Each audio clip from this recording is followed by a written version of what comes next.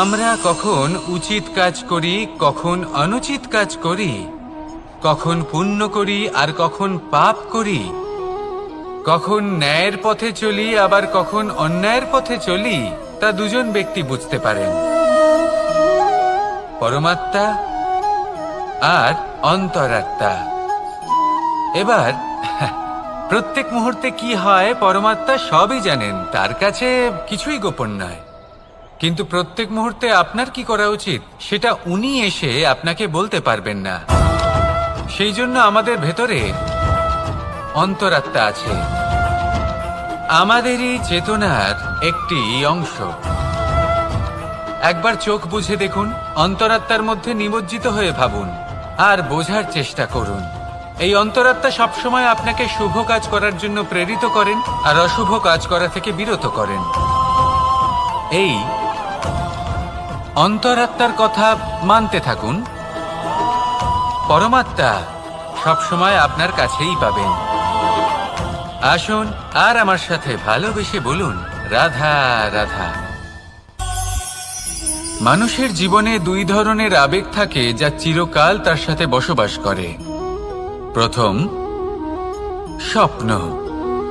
দ্বিতীয়, অজুহাত। মানুষ হাজার হাজার স্বপ্ন দেখতে পারে, আমাকে এই কাজ করতে হবে, আমাকে ওখানে ঘুরতে যেতে হবে, আমায় জীবনে এই অসম্ভব কাজ বাস্তবায়িত করে দেখাতে হবে, আদি ইত্যাদি। এবার ঠিক যেমন স্বপ্ন দেখেন সেইভাবে অজুহাতও খুঁজে নিয়ে আসেন। আমি এই স্বপ্ন পূরণ করতে পারলাম না, কারণ আমাকে কেউ সাহায্যই করল না, কারণ আমি দুর্বল হয়ে পড়েছিলাম, কারণ আমার কাছে সময়ই ছিল না, আদি ইত্যাদি।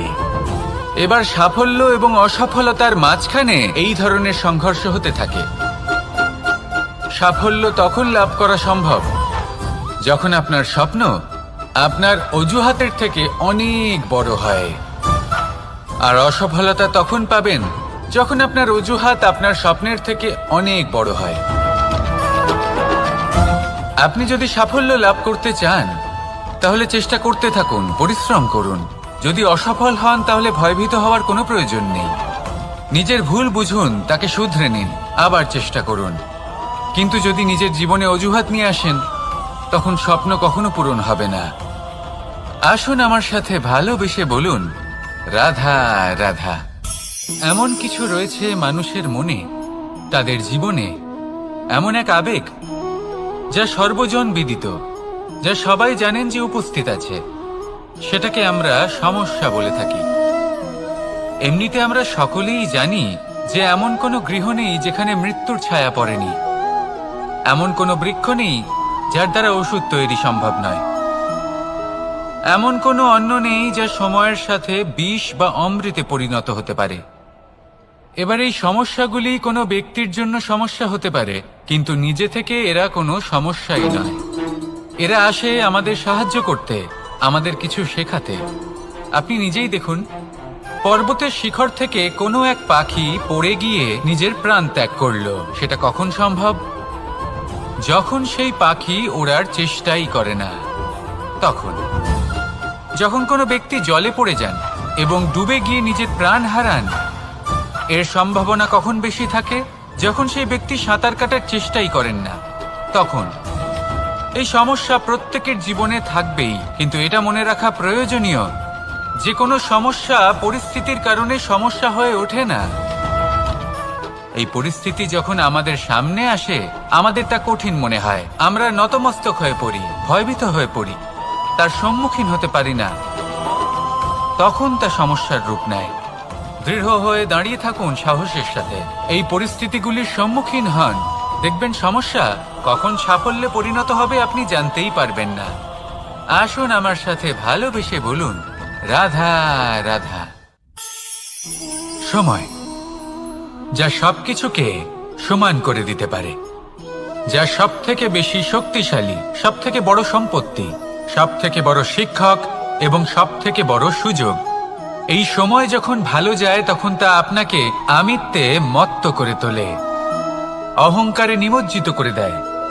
আর যখন খারাপ হয় তখন দুঃখের সাগরে নিজের প্রতি ঘৃণাবোধে নিমজ্জিত করে। তাই এই সময়ে যা এত শক্তিশালী এক সম্পত্তি, এত মহান একটি ধন, তাকে এমনি এমনি নষ্ট হতে দেবেন না। এই সময়ের সাথে কি করবেন, কিভাবে করবেন তা ভাবতে গিয়ে এবং করতে গিয়ে সময় নষ্ট করবেন না। যদি আপনি এই সময় নষ্ট করেন, তাহলে সময়ও নিশ্চিত করবে যে আপনার সাথে কি করা উচিত। তাই সময়ের সদ্ব্যবহার করুন আর আমার সাথে ভালোবেসে বলুন, রাধা রাধা। আমরা সকলে শক্তি অনুভব করতে চাই। এবার যদি আপনাকে জিজ্ঞেস করা হয় যে সবথেকে বেশি শক্তির অনুভব কোথা থেকে করা সম্ভব, তখন কেউ কেউ বলবেন পুষ্টিকর আহার গ্রহণ করলে, ব্যায়াম করলে, কেউ বলবেন ধন লাভ করলে, বন্ধুদের থেকে, পরিবারের থেকে আদি ইত্যাদি। এইভাবে আপনি শক্তির অনুভব অবশ্যই করতে পারেন, কিন্তু সবথেকে বেশি শক্তির অনুভব যদি আপনি করতে চান, তাহলে তা পাবেন শুধু একতার দ্বারা, সংগঠনের দ্বারা। যদি আপনাকে উদাহরণ দিই, নিজের এই হাতটাকে দেখুন, 5টা আঙুল রয়েছে। কোনো একটা বস্তুকে নিজের একটা আঙুল দ্বারা তুলে ধরার চেষ্টা করে দেখুন, বড়ই কষ্ট হবে। তখন আপনি বুঝতে পারবেন যখন এই 5টি আঙুল একত্রিত হয় তখন কোনো কাজ কতটা সহজ হতে পারে। এটাই হলো শক্তি, একতার। সব থেকে ভালো উদাহরণ যদি আপনাকে দিই, তাহলে বাঁশি। এই বাঁশি থেকে অত্যন্ত মধুর সুর নির্গত হয় যা সবার মন প্রসন্ন করে দেয়। এই কথা সত্যি, কিন্তু এই বাঁশি আমি একটা বা দুটো আঙুল দিয়ে বাজাতে পারবো না। আমাকে প্রত্যেকটা আঙুল ব্যবহার করতেই হবে, তবেই এর থেকে মধুর সুর নির্গত হবে যা সকলকে প্রসন্ন করবে, ঠিক কিনা? ঠিক এইভাবেই যদি আপনি চান যে আপনার জীবনরূপী বাঁশি থেকেও মধুর সুর নির্গত হোক বা সবার মনকে প্রসন্ন করে তুলুক, তাহলে আপনাকেও জীবনে একতা নিয়ে আসতেই হবে।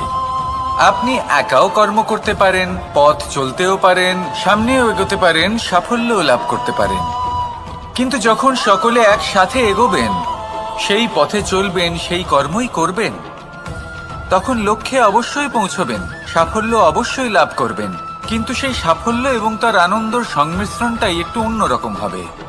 তাই জীবনে ঐক্যবদ্ধ হন, একসাথে মিলে এগোতে থাকুন আর আমার সাথে ভালোবেসে বলুন, রাধা রাধা। আমার জীবনে পরিচয় হয়েছে অনেক ব্যক্তির সাথে, ভিন্ন ভিন্ন ধরনের মানুষ। এনাদের সাথে আলাপ হয়ে খুব ভালো লেগেছে, অনেক শিক্ষাও লাভ করেছি। আমি তাদের সাথেও আলাপ করেছি যারা অনেক উচ্চ স্তরে পৌঁছে গেছেন, আবার তাদের সাথেও যারা নিজেদের জীবনে বিশেষ কিছু করতে পারেননি। তাদের সাথেও পরিচয় হয়েছে যারা সফল, আবার তাদের সাথেও যারা অসফল। এবার এই সবই একই রকম মনে হয়। এদের মধ্যে পার্থক্য শুধুই মানসিকতার। যখনই কোনো অসফল ব্যক্তির সাথে পরিচয় হয়েছে, তখনই দেখেছি তাদের কাছে সবসময় একটা অজুহাত রয়েছে যে কেন তারা সফল হতে পারেননি। কখনো তারা দোষ দিয়ে থাকেন তাদের ভাগ্যকে, তাদের পরিস্থিতিকে, দোষারোপ করতে থাকেন তাদের মাতা পিতাকে, আত্মীয়দের, বন্ধু বান্ধবদের। কোনো না কোনো অজুহাত সবসময় এদের কাছে থাকে যে কেন তারা সফল হতে পারেননি। সেখানেই যখন সফল ব্যক্তির সাথে পরিচয় হয়, তাদের কাছে সবসময় একটা কারণ থাকে যে কিভাবে এই সমস্যাগুলির ঊর্ধ্বে উঠে সাফল্য লাভ করা যায়। আর সেই কারণ হলো যে যাই হয়ে যাক না কেন, সাফল্য লাভ করতেই হবে। যতই সংঘর্ষ করতে হোক না কেন, যতই সমস্যা আসুক না কেন, সফল আমাদের হতেই হবে। এটাই পার্থক্য মানসিকতার। সত্যি কথা বলতে, আপনার আজকের এই মানসিকতা হলো আপনার আগামী ভবিষ্যতের ইমারতের ভিত। এই মানসিকতা যতটা প্রবল হবে, যতটা শুভ হবে, আপনার ভবিষ্যৎ ততটাই বিশাল এবং সুন্দর হবে। তাহলে সমস্যার উপর নয়, সাফল্যের উপর মনোযোগ কেন্দ্রীভূত করুন, জীবনে এগোতে থাকুন আর আমার সাথে ভালোবেসে বলুন, রাধা রাধা। অ দিয়ে অন্ত, আ দিয়ে আরম্ভ। এই দুইয়েরই রাশি সমান। যদি আপনি মন দিয়ে দেখেন তবে দেখবেন এদের সম্পর্ক খুবই নিবিড়। কিভাবে? যখন কোনো কিছু শুরু হয়, এটা নিশ্চিত হয়ে যায় যে তা সমাপ্তও হবে। আরম্ভই যদি না হয়, তার সমাপ্তও হবে না। যা আরম্ভ হয়েছে তার সমাপ্তি হলো অবশ্যম্ভাবী। এটাই হলো প্রকৃতির নিয়ম, একে এড়ানো যায় না। এবার এই কথা আমরা সকলে জানি। এবার মানুষ কি ভাবে যে সমাপ্তির পরে কি হতে পারে, এর উত্তর তাদের কাছে নেই। তাদের উচিত অন্য কোনো বিষয় ভাবা যা বেশি গুরুত্বপূর্ণ। এবার মানুষ এটা জানে না যে মৃত্যুর পরে কি হতে পারে, কিন্তু এই কথা অবশ্যই জানে যে জন্ম থেকে মৃত্যু পর্যন্ত এই সময়, যাকে আমরা জীবন বলে থাকি, এই সময় আমরা কর্ম করতে পারি। এই কথা তো আমরা জানি। তাহলে এমন কি কর্ম করা যেতে পারে যা আমাদের সমাপ্তির পরও আমাদের প্রাসঙ্গিক করে রাখতে পারে, এই বিষয়ে ভাবা উচিত। যে জন্মগ্রহণ করেছে তার মৃত্যু হবেই, এটা সাধারণ বিষয়। কিন্তু ইতিহাস আজও সেই সকল মানুষজনকে স্মরণ করেন যাদের এই সংসার তাদের মৃত্যু নয়, বরং তাদের জীবনকালে যে কর্ম তারা করেছেন তার দ্বারা মনে রাখেন। সেই কর্মের কারণে এই সংসারে তাদের নাম, তাদের কর্ম, তাদের ব্যক্তিত্ব, তাদের কীর্তি অমর হয়ে থাকে এবং থাকবে। আপনার কাছে এতটা সময় নেই যতটা আপনার মনে হচ্ছে আপনার কাছে আছে। সেই জন্য যত শীঘ্র সম্ভব শ্রেষ্ঠ কর্ম করুন, যতটা পারবেন ততটা অধিক সুকর্ম করুন। এই সংসারে নিজেকে অমর করে তুলুন আপনার মৃত্যুর পরেও। আর আমার সাথে ভালোবেসে বলুন, রাধা রাধা। দীপাবলি আমাদের সবথেকে বড় উৎসব। শ্রীরাম রাবণকে পরাস্ত করে 14 বছরের বনবাস কাটিয়ে আবার অযোধ্যায় ফিরে এলেন অমাবস্যার রাত্রে। অযোধ্যায় সবাই খুব প্রসন্ন ছিলেন, খুবই উৎসাহিত ছিলেন। অযোধ্যায় সহস্র প্রদীপ প্রজ্বলিত করা হয়েছিল এই উৎসবে। একে আমরা দীপাবলি বলে থাকি।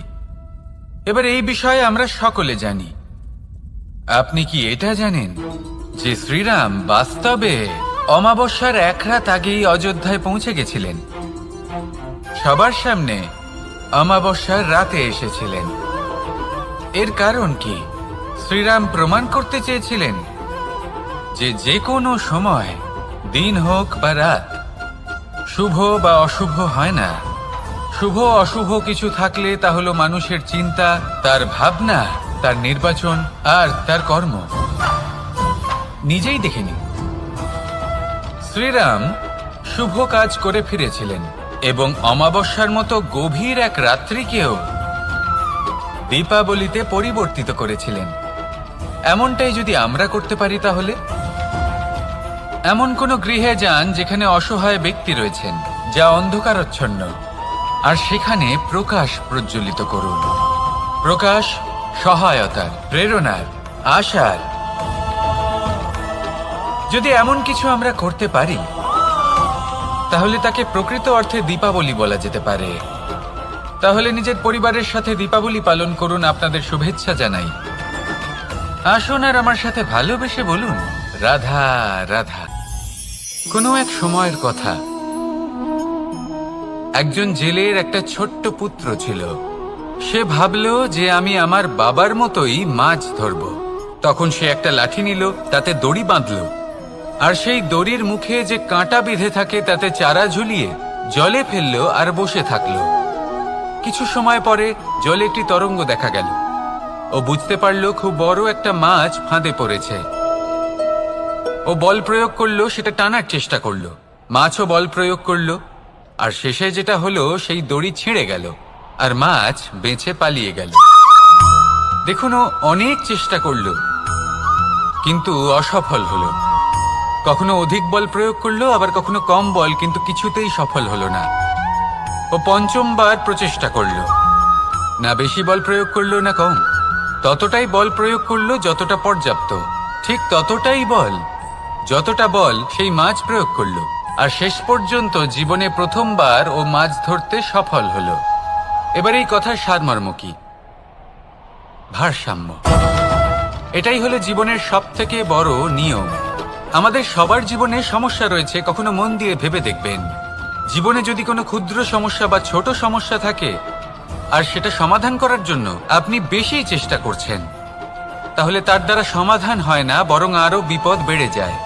যখন কোনো বড় সমস্যা থাকে আর আপনি কম চেষ্টা করতে থাকেন, তখন সমাধান হয় না, তা চলতেই থাকে। শুধু এটাই হলো ব্যাপার। জীবনের সমস্ত সমস্যার একটা ভারসাম্য বজায় রাখা, যদি এটা আপনি শিখে ফেলতে পারেন, জীবনটা আপনার হাতের মুঠোয় থাকবে। আসুন আমার সাথে ভালোবেসে বলুন, রাধা রাধা। আপনি কখনো কোনো বাজকে নিজের বাসা বানাতে দেখেছেন? এই বাজ যখনই কোনো বাসা বানায় তখন উঁচু গাছের ডালে বা কোনো পর্বতের শিখরে বাসা বানায়, অনেক উচ্চতায়। আর সেখানে তার সন্তানও জন্মগ্রহণ করে। যখন এই সন্তানেরা জন্মায় তখন এই বাজ খুবই ভালোবেসে এবং খুব সাবধানে এদের পালন পোষণ করে। নিজের ঠোঁট দিয়ে তাদের ঠোঁটে খাবার পরিবেশন করে। কিন্তু যেই সেই সন্তানেরা হৃষ্টপুষ্ট হয়ে যায় এবং সেই কথা বাজ নিজে বুঝতে পেরে যায়, সেই বাজ নিজেই সেই বাসা ছিন্ন ভিন্ন করে দেয়। সেই সন্তান যাদের সবেমাত্র ডানা গজিয়েছে, কিভাবে উড়তে হয় তারা জানে না, সেই সন্তানগুলিকে উচ্চতা থেকে ঠেলে দেয়। সেই সন্তান প্রথমে ভয়ভীত হয়ে যায়। তারা সামনে মৃত্যুকে দেখতে পেয়ে ভয়ের কারণে তাদের ডানা ঝাপটাতে থাকে। আর সেই প্রক্রিয়াতেই সেই সন্তানগুলি উড়তে শুরু করে দেয়। এবার এই ঘটনায় আমরা কি শিক্ষা পেতে পারি? এটাই, যদি আপনি মাতা পিতা হন তাহলে নিজের সন্তানকে অবশ্যই স্নেহ করুন, কিন্তু তাদেরকে নিজের আঁচলের তলায় বেঁধে রাখবেন না। যদি আপনি চান আপনার সন্তান জীবনে উন্নতি করুক, তাহলে নিজের মুঠো থেকে তাদের স্বতন্ত্র করে দিন। এই সংসারে সংঘর্ষ করতে দিন। সেই সন্তান নিজেই বুঝতে পারবে যে জন্মের সময় পাওয়া ডানা কি করে ব্যবহার করতে হয়। আর আপনার চোখের সামনে আপনার সন্তান এই আকাশে উড়তে থাকবে। তাহলে আসুন আমার সাথে ভালোবেসে বলুন, রাধা রাধা। কখনো কোনো চাতককে দেখেছেন? একটা চাতক বর্ষার জন্য অপেক্ষা করে। সেই বর্ষার জলে নিজের তৃষ্ণা নিবারণ করে, নয়তো সারা বছর তৃষ্ণার্ত থেকে যায়।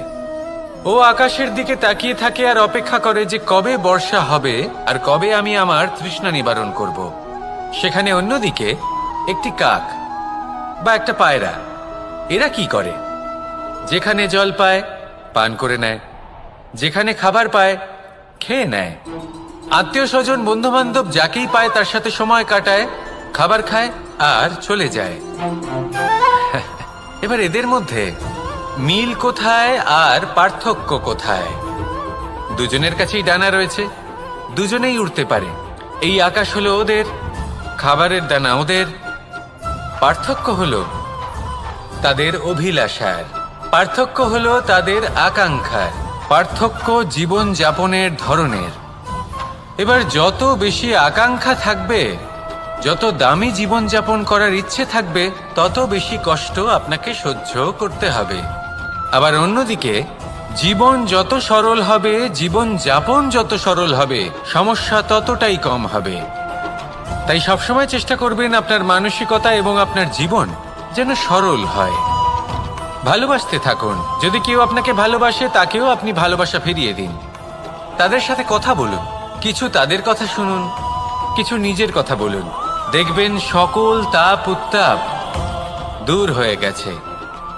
এটাই তো হলো জীবনের সারমর্ম। তাই প্রেমে থাকুন, ভালোবাসুন, আর ভালোবেসে আমার সাথে বলুন, রাধা রাধা। একবার একজন সাধক ওনার শিষ্যদের একটা কাজ দিলেন। একটা দুর্লভ জড়িবুটি নিয়ে আসতে বললেন। এতটাও কঠিন কাজ সেটা ছিল না, কারণ সকল শিষ্য জানতেন যে এই দুর্লভ জড়িবুটি কোথায় পাওয়া যায়। পর্বতের শিখরে। কঠিন কাজ কোনটা?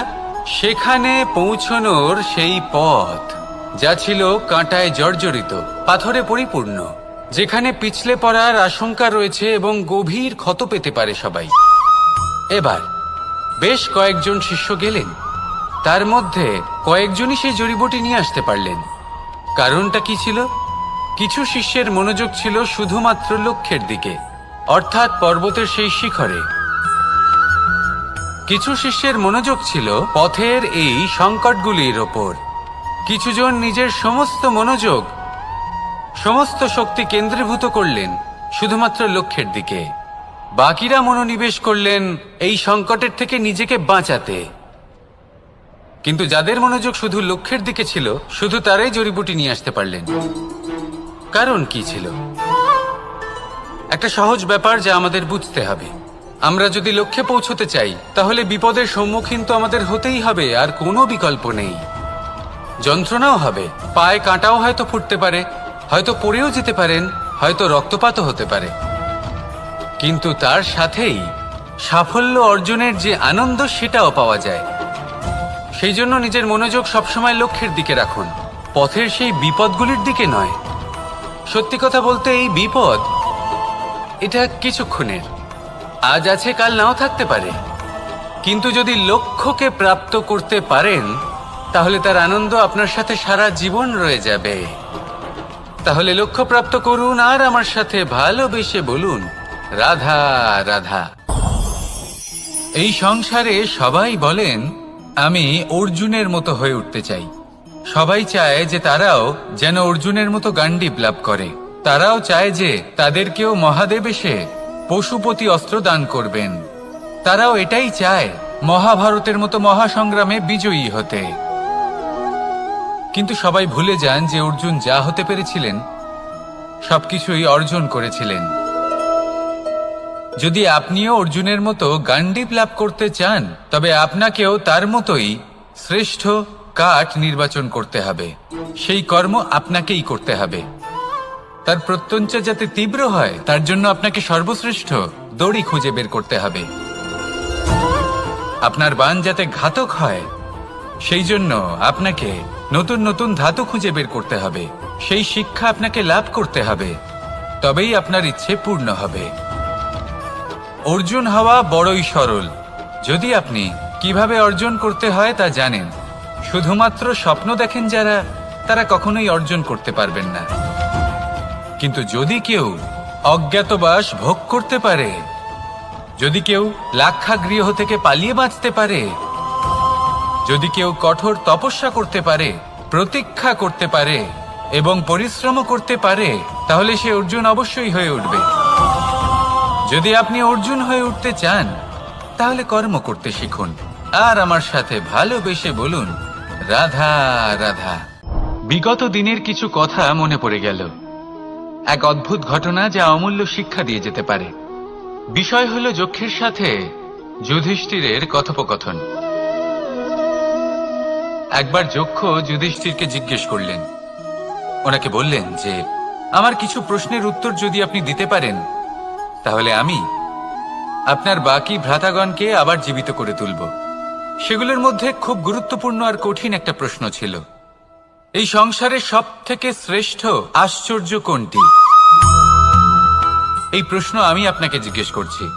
এবার কেউ বলবেন স্বর্ণ দ্বারা নির্মিত লঙ্কা, এটি হলো সংসারের সব থেকে বড় আশ্চর্য। কেউ বলবেন বরফে ঢাকা সেই পর্বত যা আকাশ স্পর্শ করে। কেউ বলবেন সেই সমুদ্র যার গভীরতা মাপা অসম্ভব ব্যাপার। কেউ বলবেন সেই বায়ু যা আমরা দেখতে পাই না, কিন্তু তা আমাদের জীবন দান করে। সংসারের সব থেকে বড় আশ্চর্য কি, সেই প্রশ্নের উত্তর যুধিষ্ঠির দিয়েছিলেন, আর তা ছিল শ্রেষ্ঠ উত্তর এবং উচিত। উনি বলেছিলেন যে সংসারে প্রতিদিন কোনো ব্যক্তি জন্ম লাভ করেন আর কোনো ব্যক্তি মৃত্যুও লাভ করেন। এবার এই কথাটা সবাই জানেন, সবাই বোঝেন যে যখন জন্মেছি তখন কোনো একদিন আমিও অবশ্যই মৃত্যু লাভ করব। এবার যখন এই কথা প্রত্যেকটা মানুষ জানেন, তখন কেন প্রত্যেক মানুষ এই চিন্তায় থাকেন, এই নিয়ে কষ্ট পান, এই নিয়ে ব্যাকুল হয়ে থাকেন যে উনি একদিন মৃত্যু লাভ করবেন? তার থেকে দূরে পালাতে চেষ্টা করেন, বলেন যে আমি মৃত্যু লাভ করতে চাই না। কেন? যেখানে কোনো না কোনো দিন এটা অবশ্যই হবে। এ হলো ব্রহ্ম সত্য। এই যে ব্যাকুলতা, এই ভয়, এই যন্ত্রণা, এই চিন্তা তার মনকে বাঁচতেই দেয় না, এই জীবন অনুভবই করতে দেয় না। সেই জন্য এই চিন্তা, ব্যাকুলতা, ভয় এসবের কি লাভ? কোনো লাভ নেই। সেই জন্য যতক্ষণ জীবনযাপন করছেন, প্রত্যেক মুহূর্ত যেন শ্রেষ্ঠ হয়, আনন্দময় হয়, প্রেমের দ্বারা পরিপূর্ণ হয়, সেই চেষ্টা করুন। চেষ্টা করুন যাতে আপনি যে কাজ করছেন তার দ্বারা যেন অন্যের মঙ্গল হয়। এই প্রচেষ্টাই আপনার জীবনকে প্রসন্নতা আর প্রেম দ্বারা ভরিয়ে তুলবে। এই মন সুপ্রসন্ন হয়ে বলবে, রাধা রাধা।